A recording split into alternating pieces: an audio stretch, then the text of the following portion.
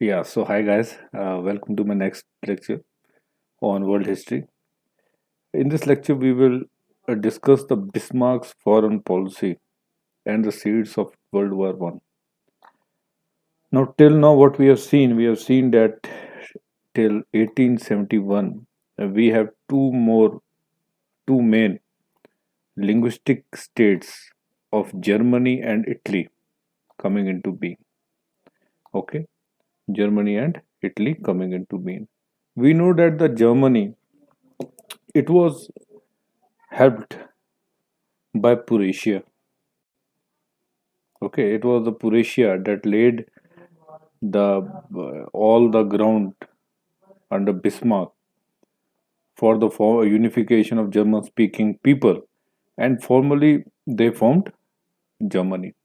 Okay, and later what we see that the Piedmont and Sardinia, both Italian-speaking states, so under Victor Emmanuel II, who was the ruler and who appointed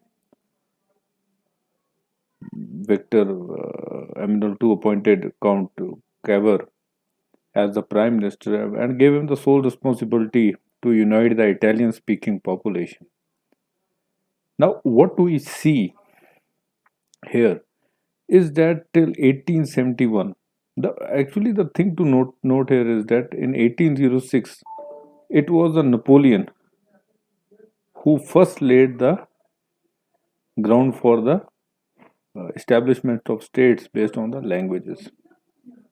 Though he included Poland also in it, he also appeased the Polish speaking people while his attack on the Russia. But we see that Polish Poland came into being a later in the later time, but it was Germany and Italy who got the independence first to establish themselves first in 1871. Now both Italy and Germany are newly formed states, and they try to adopt economic and foreign policies in such a way that they get benefited. It was the age of industrial revolution in Europe, and both Italy and Germany somehow want to get benefited from that.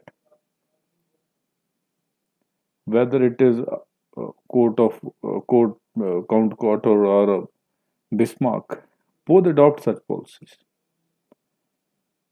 अब अगर हम ये देखते हैं कि ये जो policies है जब बीइंग में आती हैं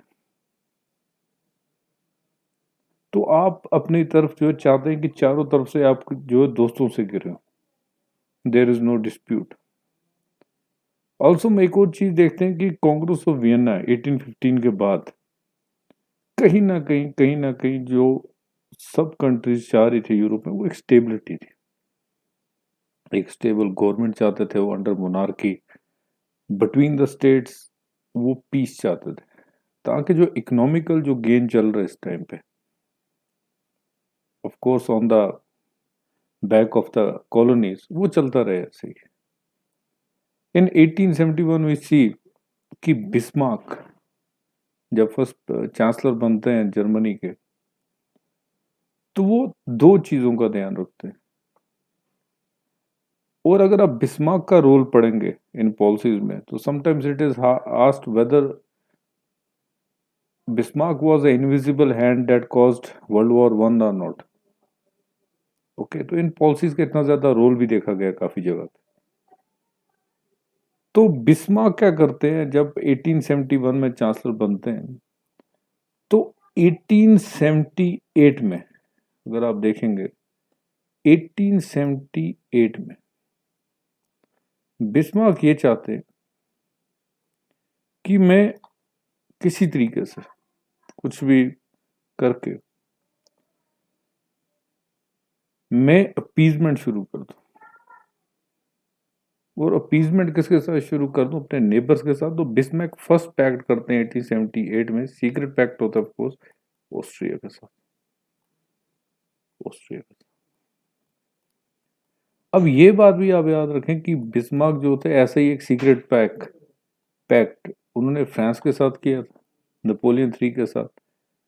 और जब नेपोलियन III उन्हें कन्फ्रंट करते हैं कि आपने राइन वैली में जो प्रॉमिस किया था मेरे साथ, एक सीक्रेट प्रॉमिस किया था कि आप मुझे टेरिटरीज देंगे राइन वैली की जब आप जी जाएंगे वॉर में, तो आपने अभी तक दी नहीं। तो हमने ये देखा था कि बिस्मार्क उनकी लेटर जो है पब्लिक कर देते हैं, थ्रेटनिंग लेटर पब्लिक कर देते हैं, लेकिन जो प्रॉमिस वाली बात थी उसे हटा देते हैं। और फिर वो फाइनली जाके फ्रांस पे अटैक करते हैं, हार्श टर्म्स उन पे अपोज करते हैं द ट्रीटी ऑफ पेरिस। तो 1878 में बिस्मार्क ऐसा ही एक सीक्रेट अलायंस करते हैं ऑस्ट्रिया के साथ। इस अलायंस में जो है बिस्मार्क उनसे यही बात कहते हैं कि we should try to maintain peace and in case of any confrontation that Austria is having, we will support Austria. We will have an economical paved success. We will have all the industrial raw material based access to each other. That was a friendship treaty, we can say. फिर वो 1882 में 1882 में Bismarck फिर से एक secret treaty करने निकलते हैं। We see that 1882 नहीं, सॉरी 1882 या 1882 में वो एक और ट्रीटी करने निकलते हैं, और इस बार न्यूली फॉर्म्ड जो हमारी इटली है, जो कि अभी नया नया एक नेशन बना हुआ है, 1871 में जर्मनी के साथ इटली बना था, ये सीधे इटली जाता है और इटली में सेम यही बात करते हैं वहां के रूलर के साथ कि we need to have a pact with each other. Same pact, peace pact करते हैं, इकोनॉमिक प्रोस्पेरिटी के लिए करते हैं, इंडस्ट्रियलाइजेशन के लिए करते हैं। लेकिन बिस्मार्क जो है, अगर ये सब जो वो कहीं ना कहीं पैक्ट्स कर रहे थे नेबर्स के साथ, तो वो कहीं ना कहीं पीस के लिए इतने महत्वपूर्ण नहीं थे, ना कि इकोनॉमिकल डेवलपमेंट के लिए थे।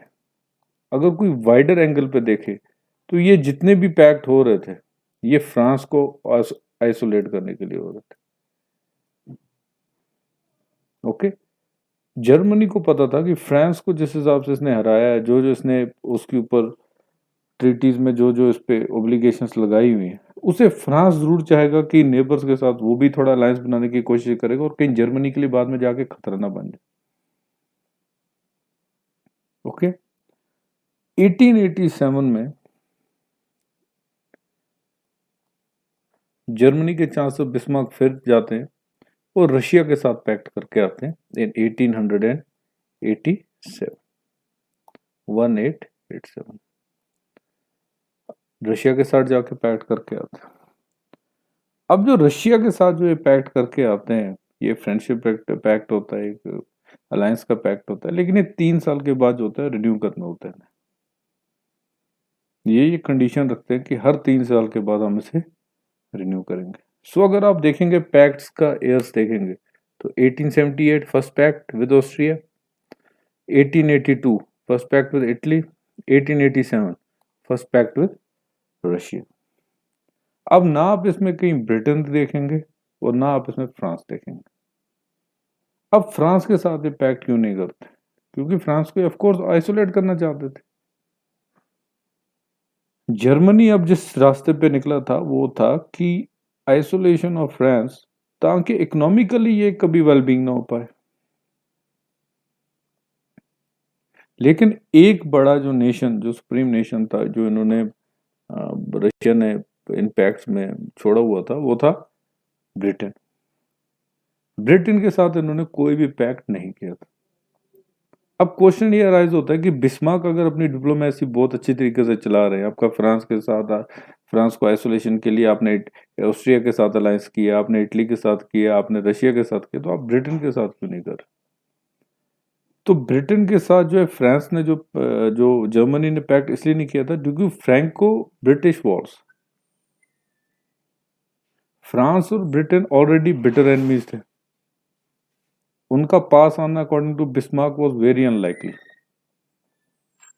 ये एक ऐसा इवेंट था जो जिसके चांसेस बहुत कम थे कि दो नॉर्थ पोल साउथ पोल जैसी हालत थी वहां पे कि ये दोनों साथ में आ जाए। क्यों?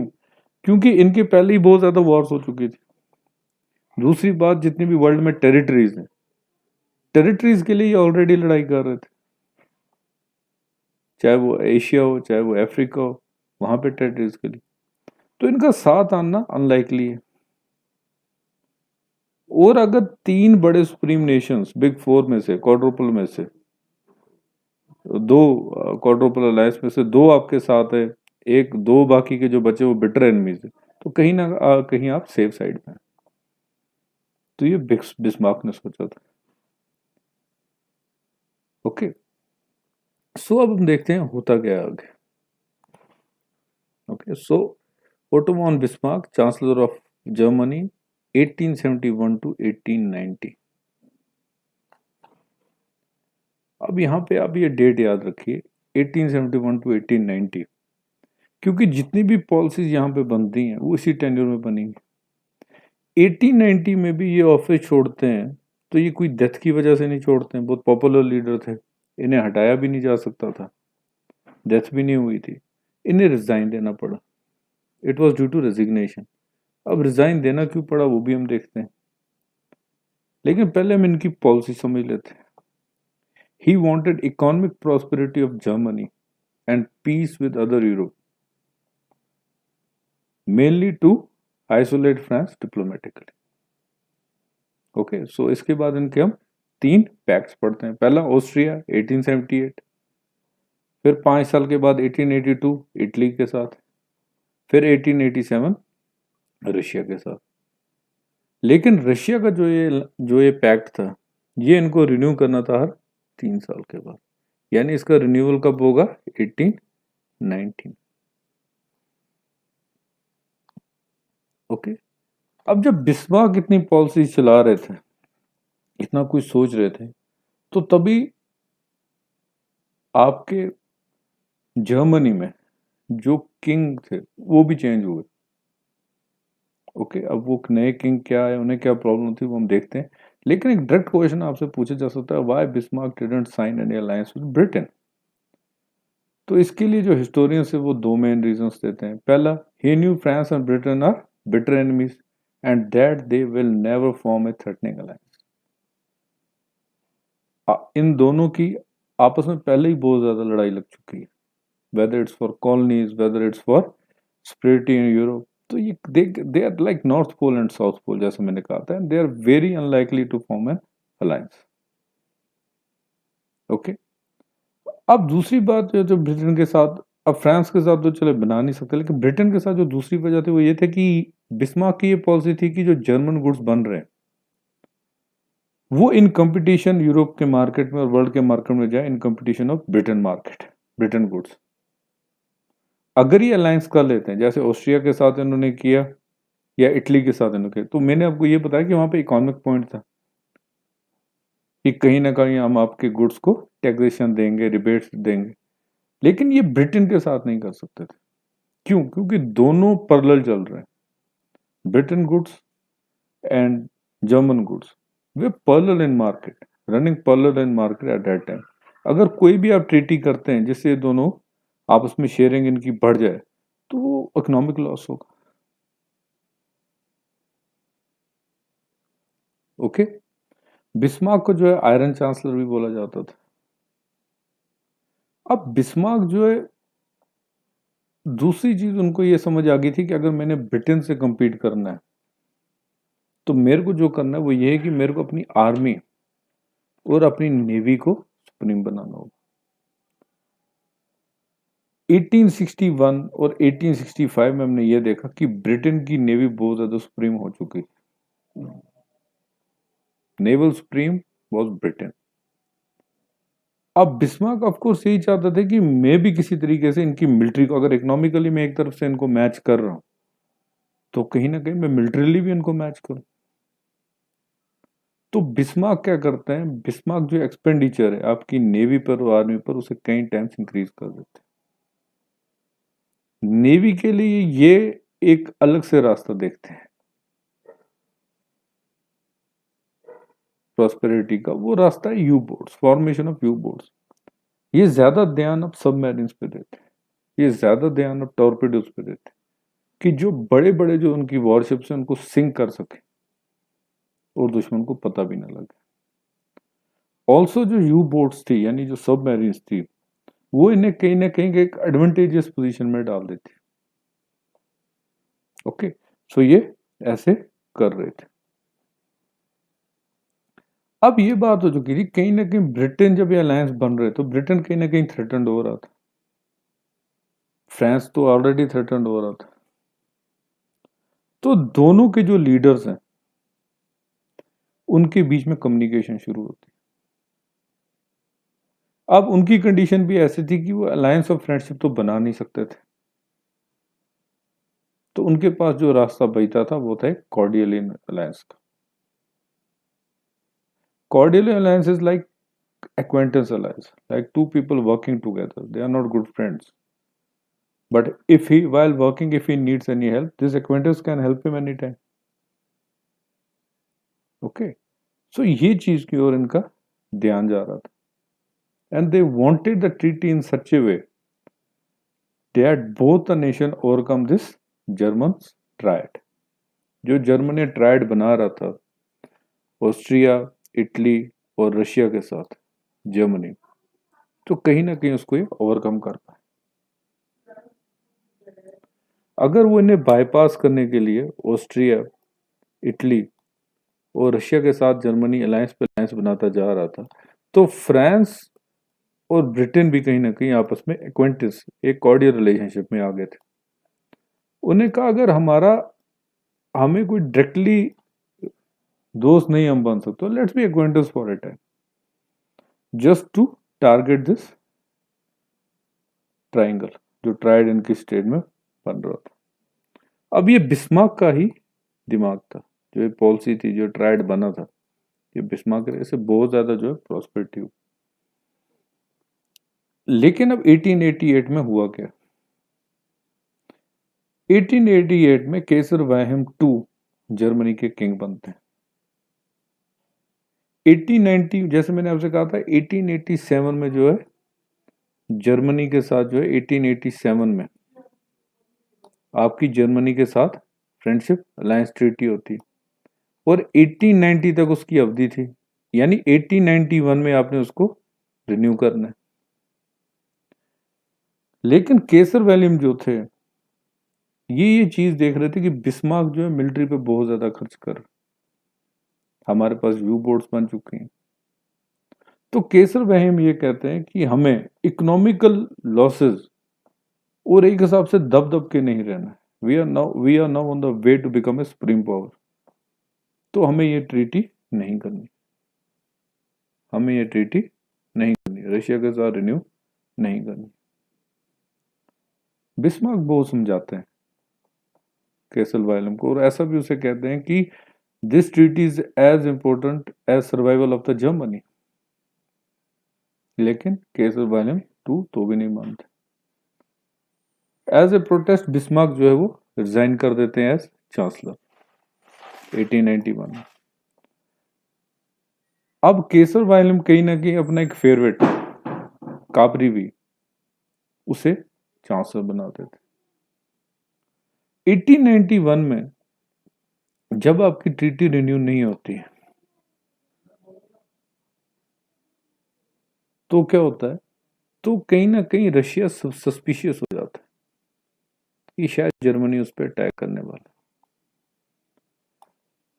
और अब ये भी सोच लीजिए कि ये जार का रशिया है, अभी रशियन रेवोल्यूशन हुई नहीं थी, अभी इकोनॉमिक वेलबींग रशिया की आई नहीं थी, और रशिया अभी भी जो है इकोनॉमिक माइट, मिलिट्री और इकोनॉमिक माइट नहीं था, वो रशियन रेवोल्यूशन के बाद बनता है। तो किंग जार जो है वो थोड़ा सस्पिशियस हो जाता है कि अगर ये रिन्यू नहीं कर रहे हैं ट्रीटी, तो कहीं ये उस पर अटैक तो नहीं कर। ओके, अब रशिया भी अपनी सर्वाइवल का ऑफ कोर्स सोचेगा। अगर आपसे एक कंट्री जिसने आपसे फ्रेंडशिप का एक ट्रीटी की हुई है कि हम लोग अब एक फ्रेंड्स हैं, हम एक साथ एक दूसरे की हेल्प करेंगे नीड ऑफ एनी डेस्परेट, और वो अचानक से आपका जब ट्रीटी रिन्यू हो रही होती है तो वो रिन्यू नहीं करता है, तो ऑफ कोर्स आप सस्पिशियस हो जाते हैं। अब जब रशिया सस्पिशियस होता है तो विद इन दैट टाइम वो बातचीत शुरू कर देता है फ्रांस के साथ।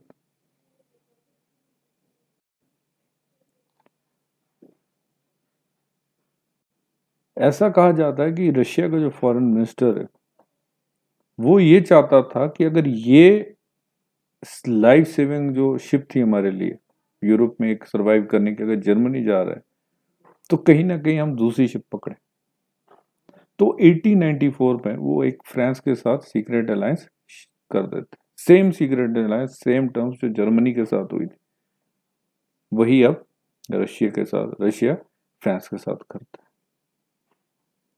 अब जैसा मैंने आपसे कहा था कि 1887 के बाद कहीं ना कहीं both Britain and France wanted A cordial alliance, एक एक्वेंटेंस बन के रहना चाहते हैं, लेकिन एक आइस ब्रेक नहीं हो रही थी दोनों साइड से।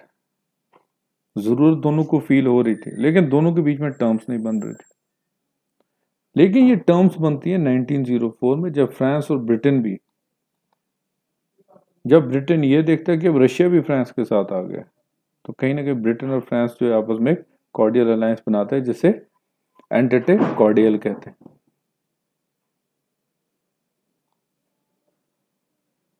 अब केजर विलियम जो टू था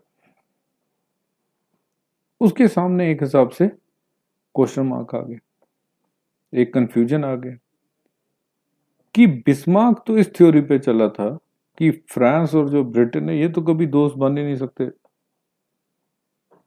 इनमें तो कभी दोस्ती हो ही नहीं सकती। तो कैप्री भी उसे कहता है कि क्यों ना हम ये जो फ्रेंडशिप जो ट्रीटी हुई है इनके बीच में इसको हम टेस्ट करें।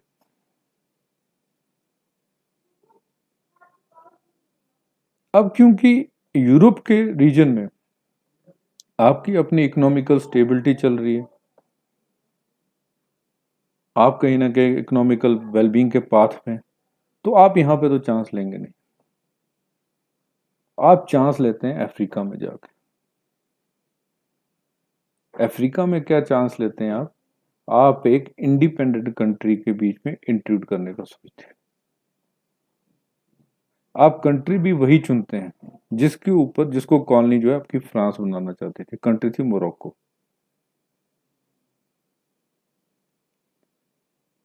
सो 1904 में जब ये एंटरटे कॉर्डियल साइन होता है, कैपरी भी सजेस्ट करता है किंग को कि हम इस अलायंस को टेस्ट करें कि वेदर ये अलायंस हमारी थ्रेट को होल्ड कर पाएगा या नहीं। 1905 में first stage of Moroccan crisis होता है। मोरक्को अल्जीरिया के पास सहारन डेजर्ट के कुछ पार्ट पड़ता है इसमें। अब इसमें दो इंपॉर्टेंट पोर्ट्स थे, पहला फेज, दूसरा कासाब्लांका। स्पेन अभी तक जो है एक इंडिपेंडेंटली फॉर्म नहीं हुआ, ये बात आप याद रखिए।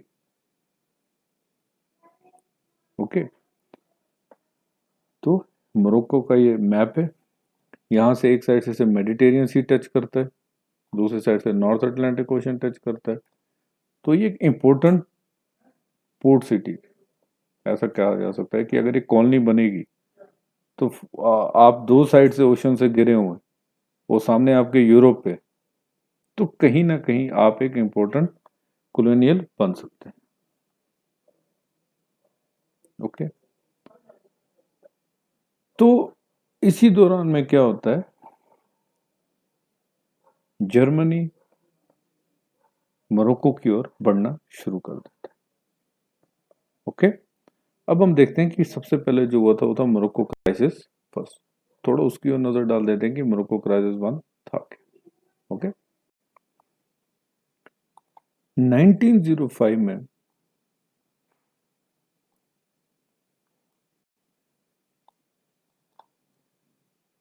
किंग आपके केसर वॉल्यूम 2 पहुंचते हैं मोरक्को। मोरक्को के एक शहर में जाते हैं जिसे आपको कहते हैं टैंगियर्स। टैंगियर्स में जाके मोरक्को के जो किंग थे उन्हें जर्मन किंग एश्योर करते हैं कि अगर आप पे कोई भी अटैक होता है तो मैं आपको सपोर्ट करूंगा।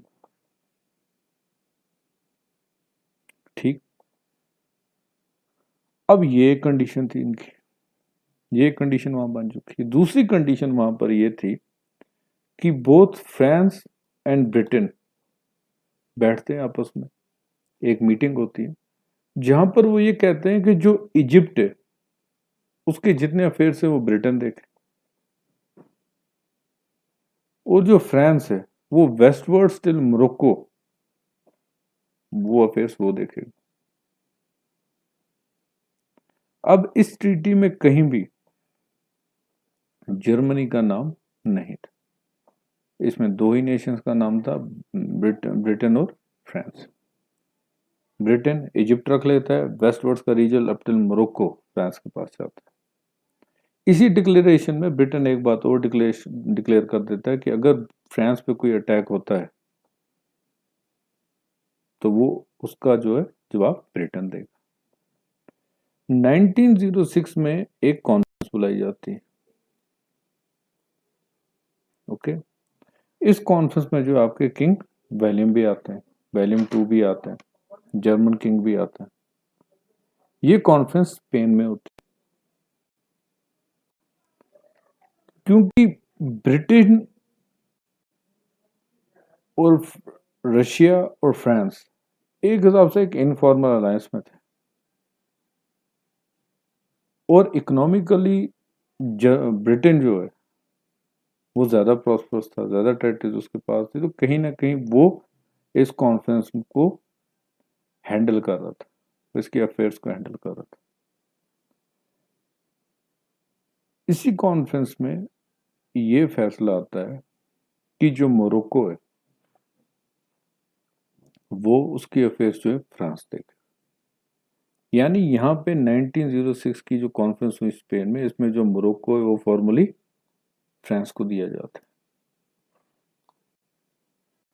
ओके, लेकिन एक बात कही जाती है कि जो बाकी के भी जो यूरोपियन नेशंस हैं वो फ्री हैं मोरक्को के साथ ट्रेड करने।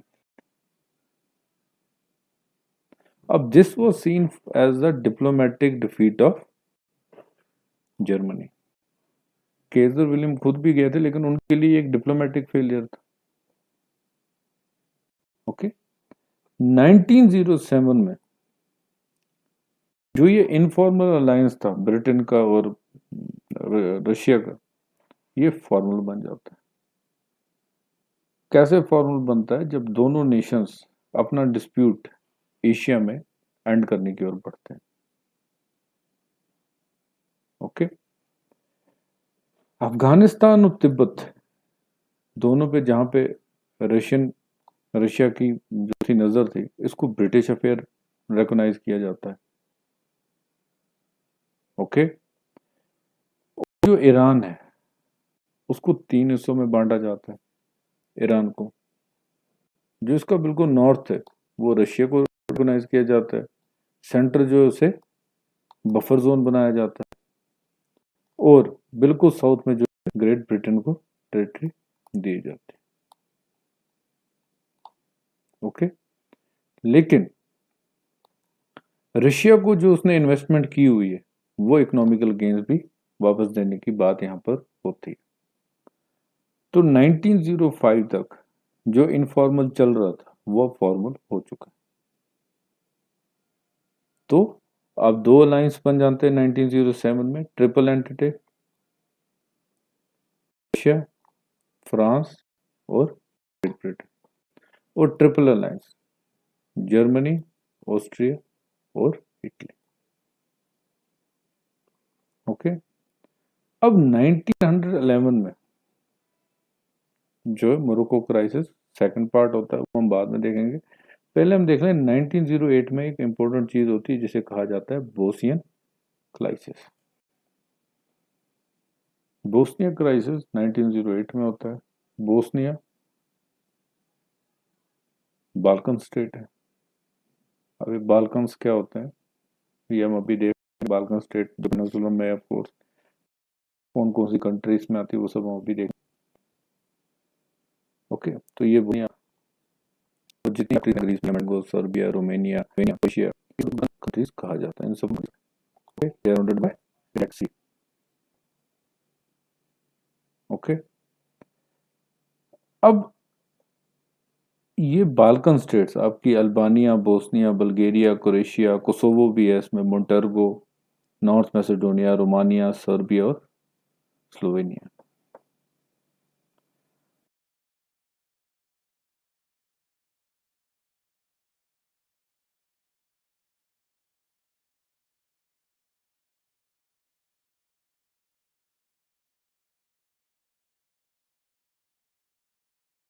इन्हें बाल्कन स्टेट इसलिए कहा जाता है क्योंकि बाल्कन पेनिनसुला में, यहाँ पर इनके एड्रियाटिक सी है, ओके, यहाँ पर ब्लैक सी आ जाता है ईस्ट में, Black Sea in the east, और साउथ में इनके ये वाला जो सी आप देख रहे हैं मेडिटेरियन सी है, यहाँ पर ब्लैक सी आ जाता है ईस्ट में, यहाँ पर आपका मेडिटेरियन सी आ जाता है।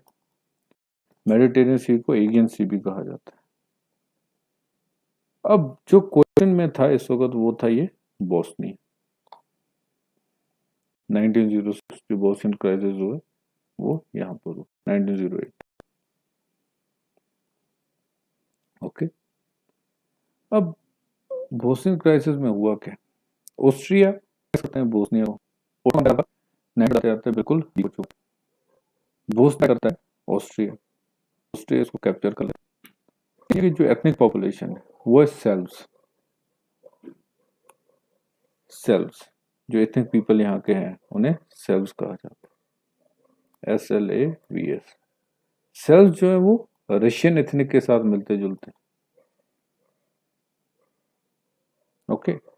अब रशियन लोगों के साथ मिलने वाले तो कहीं ना कहीं यहाँ पर इसका इंटरेस्ट इस पे किसका इंटरेस्ट होगा, सर्बिया का। सर्बिया इसे कैप्चर करना चाहता था, सर्बिया चाहता था कि बोस्निया ओटोमन एम्पायर आने के बाद इसके साथ जुड़ जाए, लेकिन इसे प्रोटेक्ट किया तो ये कई बात अपसेट कर रही थी।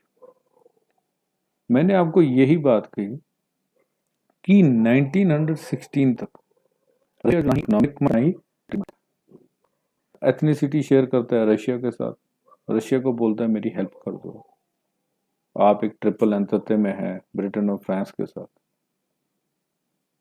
तो आप मेरी हेल्प कर दें, मुझे ऑस्ट्रिया से बोस्निया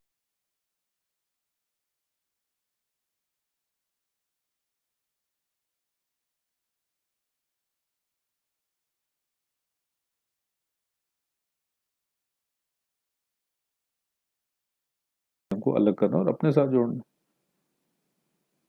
ओके। रशिया ब्रिटेन और फ्रांस से हेल्प मांगता है कि आप मेरी हेल्प करिए, लेकिन ब्रिटेन और फ्रांस दोनों मना कर देते। क्यों? क्योंकि उन्हें पता था कि जर्मनी और ऑस्ट्रिया का जो है अलायंस है, ऑस्ट्रिया में उस टाइम हैब्सबर्ग एम्पायर था, तो इन दो का जो एक अलायंस है, तो अगर हम इनके साथ डायरेक्टली इन्वॉल्व हो जाते हैं इसमें तो कहीं ना कहीं डायरेक्ट एक वॉर कन्फ्रंटेशन आएगी, और इस वक्त हमारी इकोनॉमिकल प्रॉस्पेरिटी चल रही है, हमें डायरेक्टली वॉर नहीं चाहिए। 1904 में ऑलरेडी जापान रशिया को हरा चुका था, तो एक बार ये हार चुका था।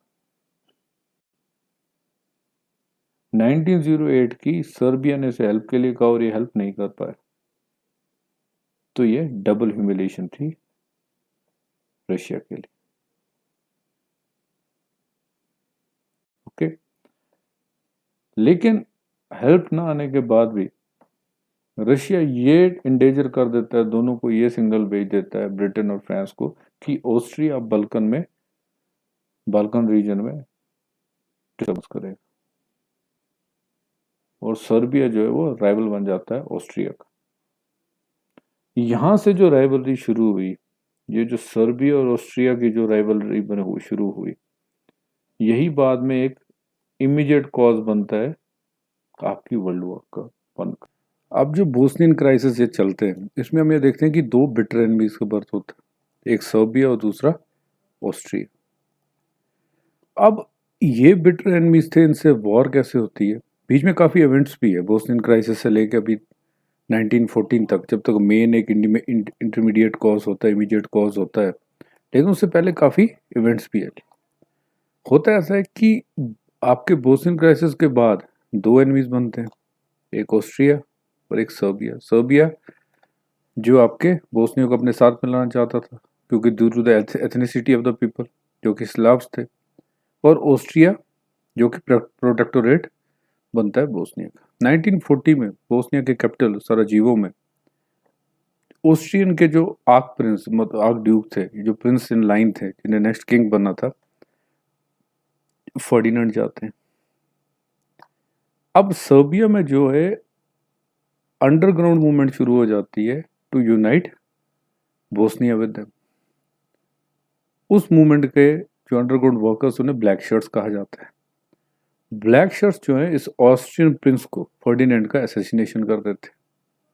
और 1940 में इसी असैसिनेशन के बाद ऑस्ट्रिया सर्बिया पे अटैक करता है और ये इमीडिएट कॉज बनता है वर्ल्ड वॉर फर्स्ट का। ओके, लेकिन इसके बीच में एक और जो रीजन आता है वो था 1911 का second Morocco crisis.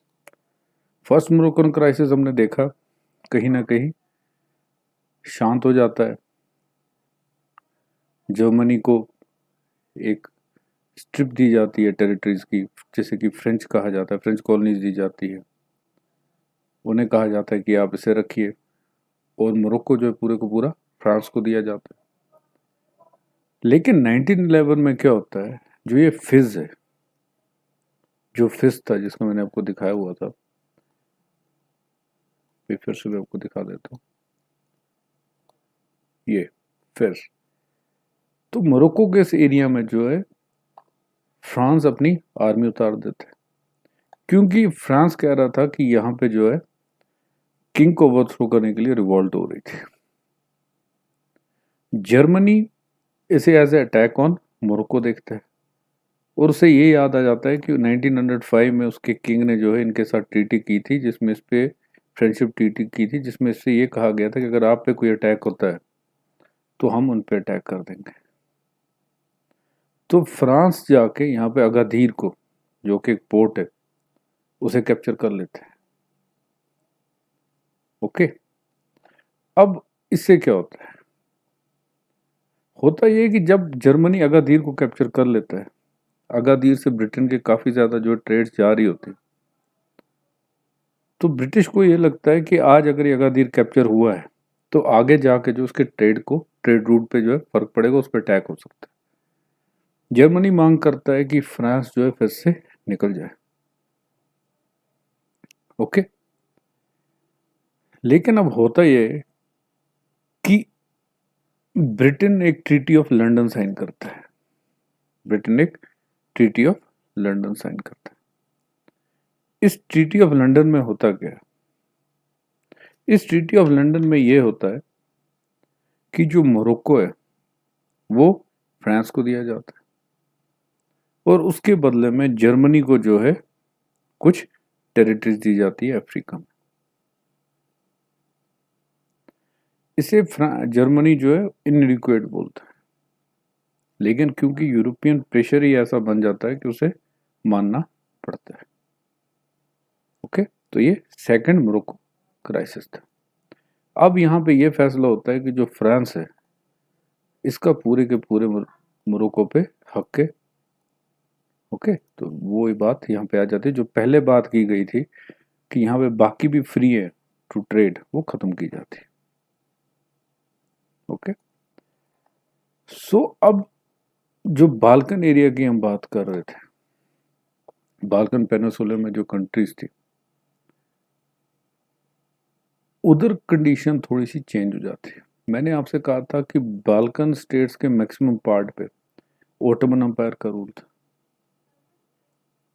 Like this इतना। लेकिन जैसे जैसे ओटोमन अंपायर वीकन होता जाता है, इनका टेरिटोरियल एक्सटेंट कम होता जाता है। 1900 के बाद अगर आप देखेंगे तो ओटोमन अंपायर का जो एक्सटेंट है, वीकनिंग जो है वो शुरू हो जाती है। बल्गेरिया इस टाइम जो था एक काफी प्रॉस्पर्स था। बल्गेरिया मॉडर्नाइज भी कर रहा था अपनी मिलिट्री को। बल्गेरिया सर्बिया को, ग्रीस को अपने साथ मिलाता है, और ये मोंटेनेग्रो यहाँ पे इन तीन कंट्रीज को अपने साथ मिलाता है। इनका मेन एम ये होता है कि जो ये ओटोमन अम्पायर की टेरिटरीज हैं, ये वाली, इन सब पे हम अटैक करके इन टेरिटरीज को जो है आपस में बांट लें। ओके, तो ये चार का अलायंस बनता है, सर्बिया का, बल्गेरिया का, मोटेग्रो का और ग्रीस का। रोमेनिया इसमें न्यूट्रल रहता है। ओके, बल्गेरिया जो है अराउंड 4 लाख फोर्सेस कंट्रीब्यूट करता है, क्योंकि सबसे लार्जेस्ट होती है। ग्रीस जो है उसके पास ओनली बाल्कन स्टेट था जिसके पास नेवी थी, तो वो नेवी कैप्चर करता है। बल्गेरिया इस रेस में जब ये कैप्चर करना चाहता है तो दो चीजों के ऊपर उसकी प्राइम नजर होती है। पहला अल्बानिया, दूसरा मैसेडोनिया का लार्जर पार्ट, तीसरा यहाँ पे पोर्ट। ओके, यहाँ पे जो फोर्ट था इसे कहते हैं थेलोनस्की। तो ये भी जो है थेलोनस्की, इसे भी कैप्चर करना चाहता था बल्गेरिया। बिकॉज क्यों? क्योंकि उसे पोर्ट का एक एक्सटेंट मिल जाता। वॉर में सबसे पहले अटैक जो करता है मोंटेग्नो करता है। ओके, अब जब ये अटैक करता है तो बाकी के जो है, जो अलायंस है, ये बीच में कूद जाता है। इसी के बाद ही जो है आपके बल्गेरिया और ग्रीस भी और साथ में सर्बिया भी अटैक में घुस जाते हैं। अब ये जो अलायंस था 1912 में बना था। ओके, तो जब ये अटैक शुरू होता है,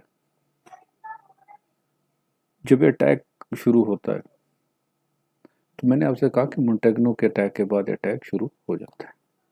अब सर्बिया और बुल्गारिया जब 1912 में ये अलायंस बनाते हैं तो इसमें टेरिटोरियल कमिटमेंट कोई भी नहीं होती कि जब हम वॉर जीत जाएंगे तो किसको कितनी टेरिटरी मिलेगी, वो कोई भी डिसाइड नहीं होता है।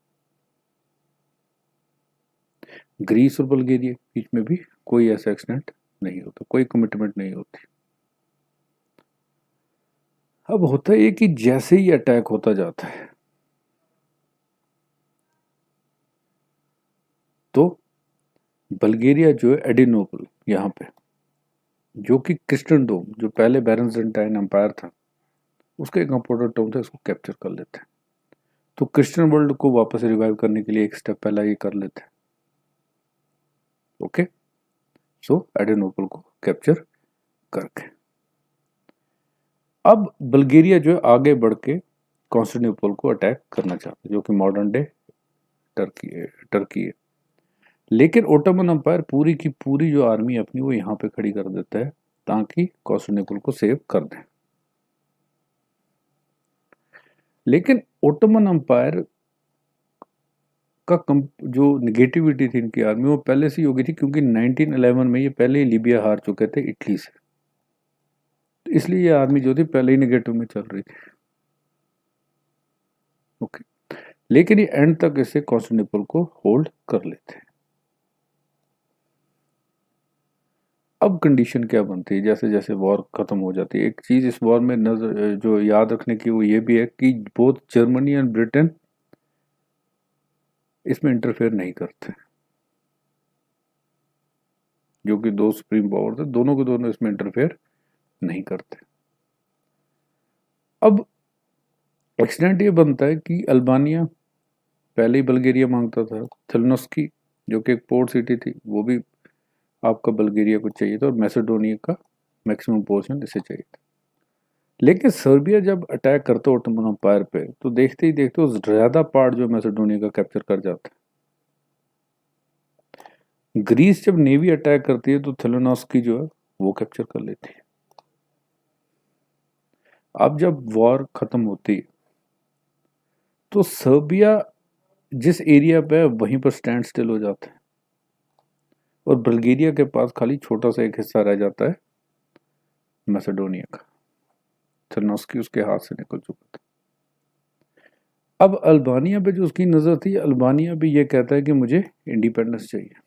तो ट्रीटी ऑफ लंदन में अल्बानिया को, ट्रीटी ऑफ लंदन जो इनकी होती है फिर, उसमें अल्बानिया को इंडिपेंडेंट कंट्री बना दिया जाता है। तो बल्गेरिया कहीं ना कहीं इस वॉर के रिजल्ट के बाद सबसे ज़्यादा अनहैप्पी हो जाता है। और यही एक कहीं ना कहीं आगे चलकर एक मेन रीजन बनता है सेकंड वॉर पे, जो सेकंड बल्कन वॉर होती है। Okay okay, so Balkan countries, Montenegro, Serbia, Greece, Bulgaria versus Ottoman empire था। Serbia was unhappy because it wanted Albania provided access to the sea route, but Albania gained independence. It was Bulgaria. Okay, okay. And whereas जो आपका जो आपका बल्गेरिया तो पहले मैसेडोनिया के करके बहुत ज्यादा जो था डिससेटिस्फाइड था। ओके,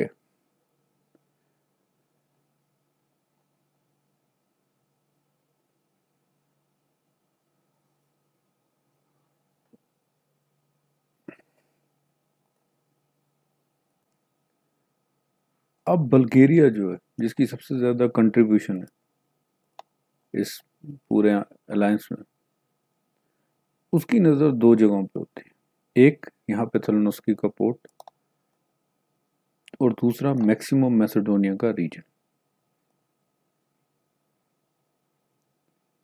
ओके, पीछे बढ़ते हैं, दूसरी बात आती है आपकी सर्बिया की। सर्बिया जो है इस अलायंस में अल्बानिया मांगता होता है ताकि उसको सी रूट देगा। ग्रीस जिसके पास सिर्फ नेवी थी, तो ऑफ कोर्स वो जो नेवल टर्म्स थे ये वाले ओटोमन के, इन्हें कैप्चर करना चाहता था। मोंटेग्रो टेरिटरी गेन से ज्यादा इकोनॉमिकल गेन्स में ध्यान रखता होता है। अब जब बल्गेरिया और सर्बिया के बीच में जब अलायंस बनता है वॉर के लिए, उसमें कोई टेरिटोरियल का जो है कोई कमिटमेंट नहीं थी। वॉर तब शुरू होती है जब जब मोंटेग्रो अटैक करता है ओटोमन एम्पायर पे, पुश करता है। सर्बिया और बुल्गारिया भी उनसे ज्वाइन कर देते हैं और यहाँ से ग्रीस अपनी नेवल पावर से ओटोमन पे अटैक कर देते हैं। ओके, अब बल्गेरिया को स्टार्टिंग में ही जो है गेन्स मिलने शुरू हो जाते हैं। बल्गेरिया मेन अपना जो ध्यान है वो ईस्टवर्ड्स रखता है। तो यहाँ पे एड्रिनोपल जो कि क्रिश्चियन वर्ल्ड का एक इम्पोर्टेंट पार्ट था, बैजेंटाइन एम्पायर का वो कैपिटल भी था एड्रिनोपल। तो एड्रिनोपल पे जो है सीधा अटैक जो करते और एड्रिनोपल को विन कर लेते हैं बल्गेरिया। नेक्स्ट उसके दिमाग में था कॉन्स्टेंटिनोपल पे अटैक करना, लेकिन यहाँ पे ओटोमन एम्पायर जो एक शील्ड बना देते, अपनी सारी आर्मी वो यहीं पे लगा देते और एक स्टेलमेट की कंडीशन बन जाती है। सर्बिया जैसे ही जैसे वॉर में आगे बढ़ता है वो मैसेडोनिया के मैक्सिमम पार्ट को जो है कैप्चर कर लेता है। थेलोनोस्की जो पोर्ट था जिसपे नजर बल्गेरिया की थी, उसे ग्रीस कैप्चर कर लेते। ओके, सो जब अब वॉर जैसे जैसे आगे बढ़ती जाती है, वॉर जब खत्म हो जाती है, अब टेरिटोरीज को बांटने का आता है टाइम। तो लेकिन क्योंकि कोई इनमें कमिटमेंट नहीं थी, तो जिसके पास जितना आया वो वहीं रुक गया। होता ये कि मैक्सिमम मैसेडोनिया जो है वो सर्बिया के पास चला जाता है। अल्बानिया जिसकी नज़र सर्बिया पे थी वो भी इसके पास आ जाता है। बल्गेरिया कुछ पार्ट के साथ रह जाता है। ग्रीस अपने हिसाब से, अपनी आर्मी के हिसाब से कैप्चर कर लेते हैं। ट्रीटी ऑफ लंदन होती है 1912 में, ताकि नई बाल्कन जो फॉर्मेशन बनी है उसको रिव्यू किया जा सके। जर्मनी सपोर्ट करता है इसमें कि अल्बानिया को फ्री किंगडम बनाया जाए। सर्बिया को समझ आ जाता है कि ये ऑस्ट्रियन हैंड है जो इसमें चाहता है कि अल्बानिया फ्री हो जाए। तो पहले इनका बोस्निया पे एक कन्फ्लिक्ट लगा था, अल्बानिया पे आ गए। यहाँ पे बल्गेरिया और सर्बिया पे जो है टेरिटोरियल कमिटमेंट ना होने के करके इनमें कोई फैसला नहीं होता। तो वॉर में सबसे ज्यादा बंदे गंवाने के बाद और सबसे ज़्यादा नुकसान और इकोनॉमिक गेन लॉस होने के बाद बल्गेरिया के हाथ में इतना कुछ नहीं आता है। तो Bulgaria is a sad due to this affair. यही बल्गेरिया की सैडनेस वजह बनती है अगले बाल्कन वॉर के लिए। अब सेकंड बाल्कन वॉर में क्या होता है? 1930 बल्गेरिया रिपीटेड रिक्वेस्ट भेजता है सर्बिया को कि आपने जो मेरी टेरिटरीज मैसेडोनिया में ली हुई है, जो कि मेरी थी, उन्हें आप वापस कर दीजिए। लेकिन सर्बिया जो उसे मानने से इनकार कर देता है। अब इससे पहले कि सर्बिया उन पे बल्गेरिया अटैक करता उन पे, ग्रीस, रोमानिया, अब रोमानिया भी वॉर में उतर आता है, टर्की और सर्बिया ये सब अटैक कर देते हैं। लेकिन अटैक तब करते हैं जब बल्गेरिया सर्बिया की रिपीटेड रिक्वेस्ट के बाद उसकी बात नहीं मानता। अब अटैक जो था, क्योंकि बल्गेरिया अकेला था, बल्गेरिया के किंग जो थे, जो फर्डिनेंड थे,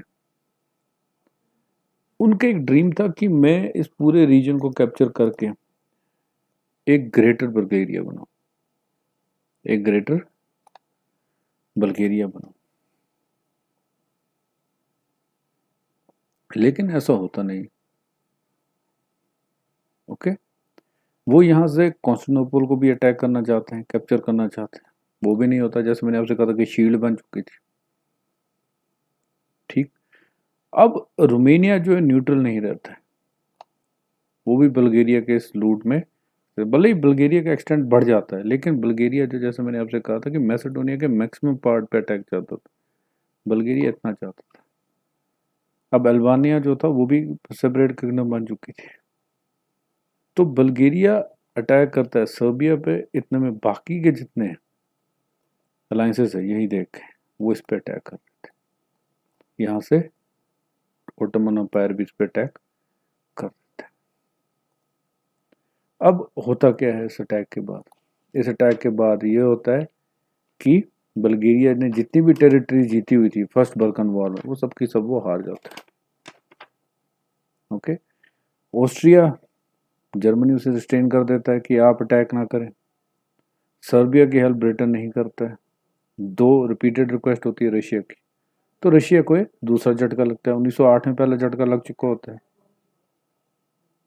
ओके, लेकिन सर्बिया अपने दम पे ही कैप्चर कर लेता है, और सर्ब्स और क्रोट्स जो साल्व्स के दो ग्रुप्स थे उनको भी अपने साथ मिलाने के लिए अब आगे बढ़ना चाहता है।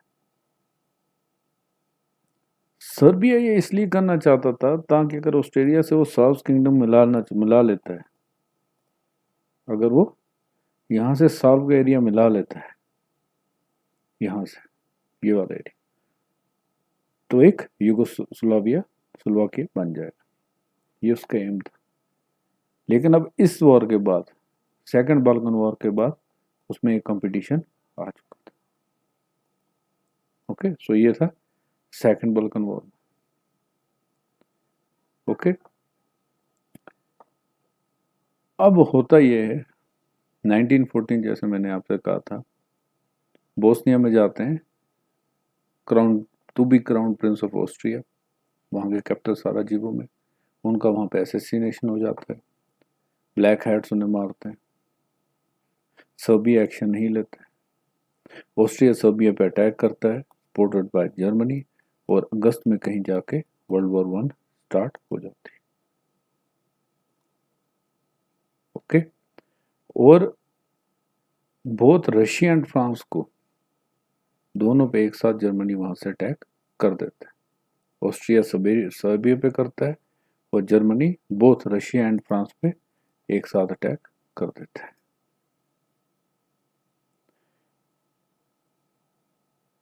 असैसिनेशन के बाद जो ऑस्ट्रिया के किंग थे, उनको जो है जर्मनी के किंग केसर विलियम ब्लैंक चेक देते हैं, यानी इंश्योरेंस थी कि आप जो भी करें हम आपके साथ हैं।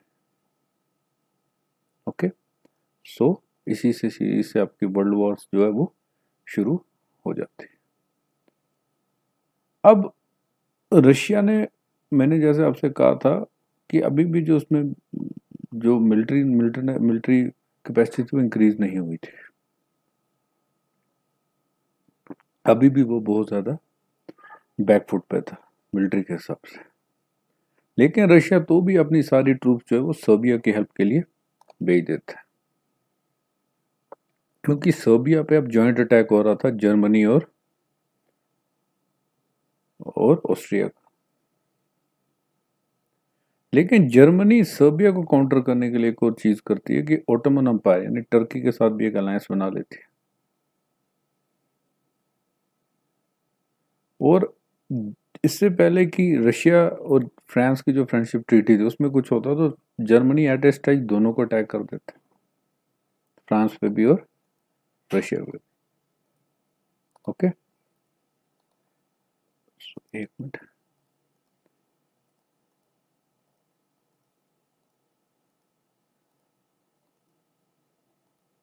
ओके, तो अब अभी भी जो हॉट पावर था वो सर्बिया था,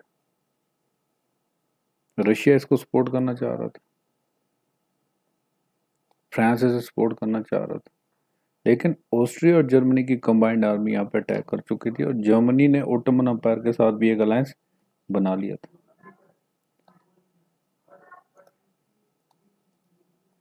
ओके, तो ये कंडीशन बन चुकी थी। अब जर्मनी का जो वॉर प्लान था जिसे कहते हैं शिलेफन प्लान, ये शिलेफन प्लान क्या था? ये शिलेफन प्लान ये था कि जो जर्मनी का ये सोचना था कि वो फ्रांस को 6 वीक्स में हरा सकता है। कैसे हरा सकता है? जब वो बेल्जियम पे कब्जा कर ले। ओके, लेकिन क्योंकि बेल्जियम जो है वो ब्रिटेन का एले था, तो जैसे ही वो जर्मनी ब्रिटेन बेल्जियम पे अटैक करता है वहां से ब्रिटेन उस पर अटैक कर देता है। ओके, और जापान जिसका अलायंस था ब्रिटेन के साथ वो भी वॉर में आ जाता है। तो जो शिक्लेफन प्लान था जर्मनी का, ये इसकी पूरी कैलकुलेशन जो है वो बिगड़ जाती है। और इसी जो बेल्जियम को कैप्चर करने में जर्मनी को टाइम लगता है, इसी के बाद जो है पूरी वॉर का जो मूड है वो बदल जाता है। अब हम नेक्स्ट लेक्चर में देखेंगे कि कैसे जो पूरे का पूरा आपकी वर्ल्ड वॉर फर्स्ट उसके बाकी के इवेंट्स क्या हुए। तो अभी तक आप ये याद रखें कि असैसिनेशन होती है, सर्बिया को ऑस्ट्रिया अल्टीमेटम देता है, सर्बिया ऑर्डर नहीं कर पाता, ऑस्ट्रिया जॉइंट उस पर अटैक कर देता है, ऑस्ट्रिया को बैगिंग होती है जर्मनी की, रशिया सर्बिया की हेल्प के लिए आता है। उन्हें पता था कि इनका ट्रिपल अलायंस है, रशिया का, फ्रांस का और ब्रिटेन का। तो जर्मनी एट ए टाइम आपके फ्रांस पे और रशिया पे हमला बोल देता है। वहां से वो ओटोमन अम्पायर के साथ भी एक ट्रीटी कर लेते हैं। तो ओटोमन अम्पायर भी अब वॉर में घुस चुका था। वहां से आपका शेलेफन प्लान लाता है जर्मनी, जिसके हिसाब से अगर उसे फ्रांस को हराना था तो उसे 6 वीक्स में वो ये काम पूरा कर सकता है, अगर वो बेल्जियम को पहले कैप्चर कर दे और बेल्जियम के रास्ते से वो फ्रांस में एंटर कर जाए। लेकिन मिसकैलकुलेशन ऐसे हो जाती है उसकी कि बेल्जियम जो था उसकी ट्रीटी थी ब्रिटेन के साथ, तो जैसे ही बेल्जियम पे अटैक होता है ब्रिटेन वहां से वॉर में घुस जाता है। और ब्रिटेन और जापान का जो था एक आपस में अलायंस बना था, तो जापान भी उसको अलायंस में जाता है। तो ये शिगेफन प्लान जो था पूरे का पूरा मिसकैलकुलेट हो जाता है और इसी से जो है वॉर की पूरा जो टेन्योर है वो बदल जाता है और कैसे यूएस इसके अंडर आता है वो नेक्स्ट लेक्चर में देखें।